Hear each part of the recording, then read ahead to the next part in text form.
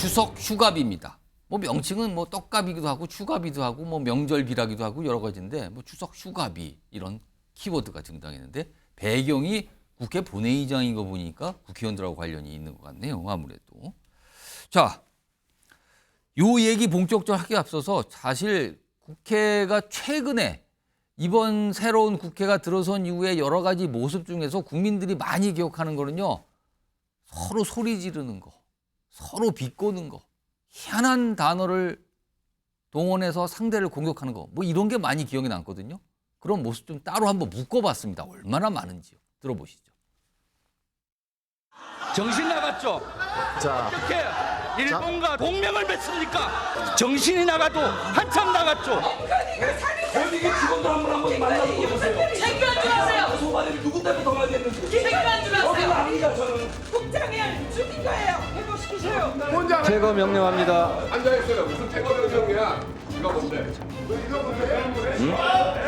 빌런 정청래 위원장이 꼼수 정청래 위원장의 모습을 보인 날입니다. 악당 위원장과 회의실에서 회의를 하고 있는 여러분들은 뭡니까? 악당의 꼬붕들입니까? 이재명 대표의 평화혁명론, 레닌의 볼세비키 혁명이 연상되었습니다. 국무위원한테 또라이라고 말하는 아니 의원님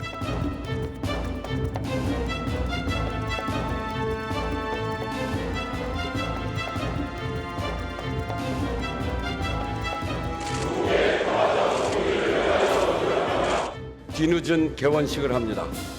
국민 여러분께 송구합니다.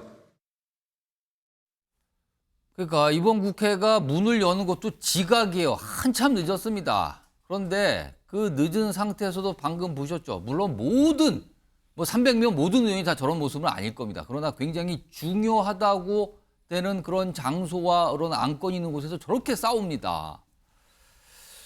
이런 상황을 아마 의식을 좀 했을까요? 너무 싸우고 면목이 없습니다. 이런 생각이 들어서 그럴까요? 오늘 추석 휴가비와 관련해서 어떤 본인의 의지, 생각을 밝히신 분이 있네요. 화면 보겠습니다. 국민의힘의 김미애 의원인데요. 요 얘기를 하군요. 본인한테 명절 휴가비가 들어왔다. 424만 원이라고 그러죠. 424만 원. 그리고 국회의원이라는 이유로 혈세가 따박따박 들어오는데 마음이 무겁습니다. 저는 여러분들과 나눌 것입니다. 그러면서 기부를 하겠다는 의사를 밝힙니다. 그러니까 본인의 지금 통장에 424만 원 추석 휴가비가 딱 찍혀 들어왔다. 이걸 먼저 얘기를 해서 공개를 좀 합니다. 김미애 의원은 그동안 알고 보니까 뭐 세비 한 30% 정도를 꾸준히 기부한 의원으로 이렇게 또 소개가 되기도 하더군요. 그래서 본인이 아마 그런 맥락인데 추석 휴가비 얘기를 좀 꺼내놨습니다. 이걸 또 한동훈 대표가 공유를 해요. 그러면 한동훈 대표는 따박따박 혈세 들어오는 거 이거 좀 면목 없습니다. 이거 공감한다는 소리잖아요, 지금요. 자, 그럼요. 정리 좀 해볼까요? 국회의원들 명절 휴가비 등등등 어떤 것이 있는지 화면 좀 보겠습니다. 국회의원 수당 및 경비, 통상 이제 세비라고 칭하죠. 뭐 일반 수당, 뭐 정부수당 이런 거는 약간 월급 개념이고요. 명절 휴가비는 1년에 2번이 지급이 돼요. 설, 추석. 그럼 합하면은 700만 원이 넘게 되잖아요. 거의 800만 원 가까이 되거든요. 각각 2번에 걸치니까. 그리고 다 합치면 연간 1억 5천, 한 700만 원 정도 돼요. 근데 특히 이 명절 휴가비요. 이게 국회의원들 1년에 한 800만 원 가까이 받는 건데 지금 정부의 5급 이상 일반 공무원들은 이런 명절 상여금이 없다 그래요. 근데 국회의원도 공무원 아닙니까? 공직자. 오늘 또 마침 두 분 전직 의원 나와 계셔서 이 얘기 좀 제가 좀 물어보겠습니다. 신영 전 의원님, 솔직히 이 명절 국회의원들이 받고 있는 2번 받는다 그러잖아요. 네. 이 명절 휴가비 어떻게 생각하십니까? 현역 의원한테 받아보셨잖아요. 예. 이거 좀 근데 어떻게 좀 봐야 됩니까? 저희가 워낙 의정활동 정신 없어서 입금이 되는지 안 되는지도 아. 인지를 못할 정도로 사실은 세비에 대한 관심을 별로 안 가졌던 건데 예. 막상 지금 와서 들여다 보니까 예. 424만 원을 받는다는 것 자체가 예. 국민 눈높이에는 맞지 않는 게 분명합니다. 요즘에 사실은 많은 직장들이 과거와 달리 좀 이 명절 상여를 따로 지급하지 않는 곳이 굉장히 많고요. 그리고 공무원도 약간 이제 이 관리직을 할 수 있는 5급 이상들은 이게 전혀 없다 그러는데 같은 공직자인 국회의원들은 한 400만 원 이상을 받는다. 이렇게 얘기가 되는 거거든요, 지금요, 이게. 예, 그렇기 때문에 지금 많은 언론에서 이 이슈를 다루고 있는 거라고 생각을 하는데요. 예. 실제로는 지금 국회의원은 별정직 공무원, 그리고 예. 장차관급이거란 말이죠. 예. 그러다 보니까 여러 가지 세비들이나 이런 기본 수당들이나 이런 것들이 높게 책정돼 있는 건 사실입니다. 근데 저는 이런 추석이나 구정에 명절 휴가비 국회의원들 안 받아도 된다고 생각하거든요. 굳이 받아서 이거가 없기 때문에 활동에 제약이 된다? 그렇다고 생각하지는 않습니다. 그런 것도 아니다, 이거. 예, 그리고 우리 국민들 보면은 대기업이나 뭐 중소기업이나 여러 사람들에 보면 이렇게 많이 받는 경우가 흔하지는 않거든요. 그렇겠죠. 받는 분도 있겠지만 예. 흔하지는 않을 거예요, 절대로. 예, 그렇기 때문에 국민들한테는 상대적인 박탈감이 들 수가 있고요. 그렇기 때문에 지금으로서는 20대 국회가 워낙 성과보다는 서로 갈등과 강대강 대치가 되다 보니까 예. 국민들이 도대체 너네 뭐 하는 거냐, 일하고 있는 거 맞냐 국민들을 위해서, 이런 비판들이 더 거세질 수밖에 없는 상황에서는 저는 국회의원뿐만 아니라 행정직 공무원들도 실제로는 고위직 공무원의 경우에는 상여비이 나가고 있을 텐데 그런 부분도 한번 같이 들여다봤으면 좋겠다라는 생각이 들고요. 예. 저도 국회의원 하다가 이제 병원에 왔고 의대 교수 하다 보니 명절 휴가비 들어왔는데 50만 원 들어왔습니다. 50만 원 받으셨어요? 예, 근데 들어오면 기분은 좋더라고요. 떡값이라도 할 수 있겠구나. 국회의원 때보다는 상당히 적네요. 예, 그래서 상당히 이게 적어졌구나라는 걸 인지를 했는데 의사, 간호사 똑같이 지금 명절 휴가비를 지급하고 있더라고요. 저희 기관에선.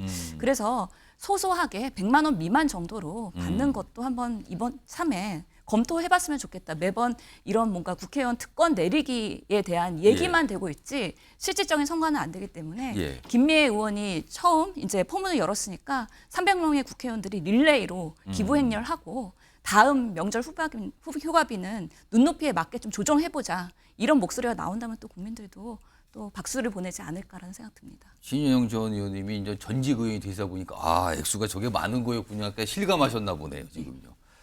자, 이와 관련해서 최근에 이분도 과거에 국회의원 한 번 하셨었는데 뭐 이른바 이제 명절 떡값, 그러니까 뭐 휴가비, 뭐 명절비 이와 관련돼서 말씀을 좀 하신 게 있습니다. 들어보겠습니다. 명절에 네. 국민은 이런 한 푼 못 받죠. 네. 자기가 세금 내는데도 네. 국회의원들은 명절에 떡값 850만 원 받아요. 이거 말이 돼요? 이거 거절할 수 있어야 돼요. 85. 권위와 네. 그 권력을 갖고 있잖아요. 네. 그 두 가지 가격은 어마어마한 거잖아요. 네. 그렇죠. 그럼 그것만 갖고 나머지는 놔야죠. 저처럼 네. 이 주장을 내부에서 강력히 하면서 네. 세비 반납 운동, 네. 특권 내려놓는 운동 네. 이걸 누군가 해줘야 돼요. 자, 홍석주 전 의원님께도 그러니까 설 때 한 번, 추석 때 한 번, 1년에 두 번 합하면은 424만 원씩 두 번이니까 거의 850만 원이 돼요, 거의. 네. 아니 이거 명절 휴가비라는 명목으로 이렇게 많이 받아도 되냐라는 지적이 계속 나오는 건데 이거 어떤 의견이십니까? 김홍신 의원님도 그렇고 우리 신영희 의원님도 그렇고 현역일 때 좀 더 강력하게 말씀하시지. 왜 이제 끝나고 난 다음에 이런 지금 이제 이야기를. 실감을 하신 것 같아요. 이게 액수를 이제 보니까. 저는 일단 이 문제를 여기 이제 정근수당이라는 이런 어떤 명절 휴가비만 가지고 이제 이야기하는 것은 조금 예. 부정하다 보고 이제 국회의원 1년 세비를 이제 통틀어서 봐야 되는데 아까 화면이 좀 있는데 그것도 한번 딱 띄워서 볼까요? 그 전체적으로 좀 설명이 된 게 있어요. 주요 이 항목에 대해서. 그래서 이제 보면은 한 1억 6천이 조금 덜 됩니다. 예. 그런데 저는 그게 사실 뭐 많을 수도 있고 뭐 그렇게 보이는데 사실은 또 국회의원이다 보니까 선출직으로서 여러 가지 또 지출이 또 많은 면도 또 분명히 또 그렇기도 있습니다. 해요. 예, 그렇기 때문에 우리가 이제 종합적으로 이제 봐야 되는데 사실 이제 김미 의원처럼 계속 꾸준히 이제 저런 어떤 세비를 가지고 기부를 하시는 기부를 꾸준히 분들도 해왔다고 그러네요. 많고 그리고 과연 저거를 이제 낮추는 게 맞느냐? 예를 들면 한동훈 그 대표는 지난번 비대위원장 시절에 국회의원 특권 내려놓기 차원에서 뭐 중위소득으로 이제 낮추자. 뭐 그리고 또 여러 가지 이제 국회 특권 내려놓기 차원에서 세비를 좀 낮추는 그런 그 이야기도 강력하게 좀 한 바가 있습니다. 저는 한 두 가지면은 조금 이제 개혁을 좀 했으면 좋겠는데 첫 번째는 국회의원으로서 제대로 이 일을 하지 않으면서도 돈을 받을 때가 많습니다. 예를 들면 뭐 선거법이든 어떤 무슨 법에 의해서 만약에 그 감옥에 가 있다. 수감 상태인데. 예, 수감 상태도 돈을 받아요. 그럴 때는 그럼 끊자. 예, 그렇습니다. 이 일을 안 하고 있을 때는 당연히 무임금 원칙에서 당연히 주지 않아야 되는 거죠. 그다음에 두 번째는 이런 어떤 수당을 사실은 좀 더 이제 그 개혁을 할 필요가 있는데 예. 사실은 국회의원도 광의의 이제 공무원 구조 틀 아래서 이제 봐야 되지 않겠습니까? 그렇습니다. 그렇기 때문에 이런 어떤 이런 어떤 연휴 내지는 또 이런 명절 수당 이런 문제도 전체 공무원의 어떤 그 세비 구조 안에서 예. 수당을 저는 조정할 필요는 있다고 봅니다. 그러니까 이게 명절 뭐 휴가비 이런 명목인데 이게 돈을 뭔가를 더 주려고 하는데 그냥 항목을 설정한 건가요? 그러면은 진짜 휴가비 차원이 아니라 뭔가 수당을 붙여서 그냥 늘리는 차원이었던 건가요? 그러면은 그렇게 보이는 것 같기도 하고요. 사실 과거에 국회의원 세비 관련해서는요, 뭐 선거 때만 되면은 개혁하겠다. 그러니까 그 개혁의 방향은 줄이겠다는 거죠. 그리고 한동훈 대표도 올해 초 이제 비대위원장 시절에 이 세비 얘기를 좀 해요. 뭔가 좀 바꿔야 된다라는 취지로 얘기를 하죠. 그때 당시 2월이거든요. 그때 당시 목소리 들어보겠습니다. 국회의원은 국민의 대표이고 그리고 단순한 고위공직자가 아닌 거죠. 국민을 대표하는 지역이기 때문에 상징적으로 우리 국민들 중위소득에 해당하는 정도의 액수를 세비로 받는 것이 어떨까 하는 생각을 예전부터 해왔습니다. 우선 제 개인 생각이지만 여야의 진영을 넘어서 국민 눈높이를 감안해서 진지하게 논의하자는 말씀을 드립니다. 자, 최영철 의원. 네. 제가 방송 전에 찾아보니까 중위소득이 얼마나 될까? 물론 이게 가구당 뭐 1인 가구, 2인 가구가 달라요. 근데 이제 기본으로 해보면 4인 가구 기준으로 올해 기준, 4인 가구 올해 기준으로 보면은 중위소득이 500만 원대더군요. 근데 지금 국회의원들은 월 1,000만 원 이상이거든요. 한 1,100만 원 되거든요. 네. 평균 잡으면은. 그럼 2배 이상인 건데 국회의원 세비를 중위소득으로 받는 거 이거 어떻게 생각하십니까? 참 어려운 일이네요. 뭐 경제학 교과서에 있지 않습니까? 임금은 하방 경직성을 갖기 때문에 일단 올라간 임금은 절대 낮출 수 없다. 예. 그러나 지금 우리 사회에 여러 가지 개혁 논쟁이 많이 있지 않습니까? 의료도 개혁해야 되고 예, 예. 뭐 국민연금도 개혁해야 되고 뭐 노동 문제도 개혁해야 되고 이렇게 개혁 과제가 많은데 정치 개혁 과제는 이행되지 않고 있습니다. 그 과정에서 많은 국민들이 박탈감을 느끼고 그리고 지금 많은 청년들이 대단히 박탈감을 느끼고 있더라고요. 요즘 보니까. 그러니까 청년들이 요즘 뭐 이대남이고 뭐 자꾸 20대 얘기를 많이 하는 이유는 예. 이 청년들의 불만이 굉장히 많습니다. 우리 기성세대에 대해서. 예.